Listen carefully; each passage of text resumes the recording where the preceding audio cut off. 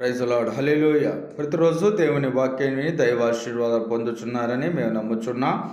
నేటి వాగ్దానముగా ద్వితీయోపదేశకాండము 33వ అధ్యాయము 26వ వాక్యాన్ని చదువుకుందాం. ఆయన నీకు సహాయము చేయుటకు ఆకాశ వాహనుడై వచ్చుచున్నాడు. Praise the Lord. హల్లెలూయా. దేవుని సహాయం ఎవరైతే కోరుకుంటారో ఆయన ఆలస్యము చేయకుండా త్వరగా నీకు సహాయం చేయడానికి ప్రభు వచ్చుచున్నాడు.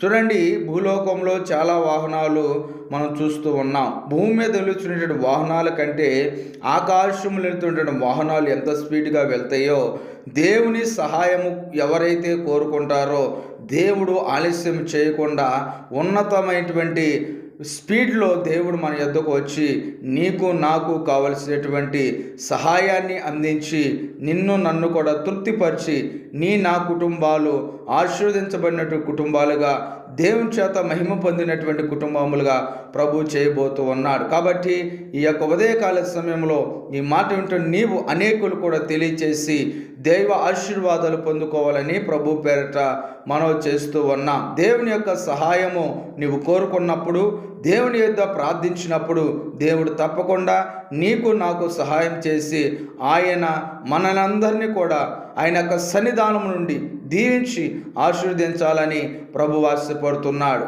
మనము ఈ మాటలను బట్టి ఒక్క నిమిషం ప్రార్థన చేద్దాం. తలవంచండి. సకల ఆశీర్వాదాలకు కారణభూతుడైన మా యేసు ప్రభువా, నీ గణనాం బట్టి స్తోత్రాలు స్తుతులు చెల్లిస్తూ ఉన్నాం.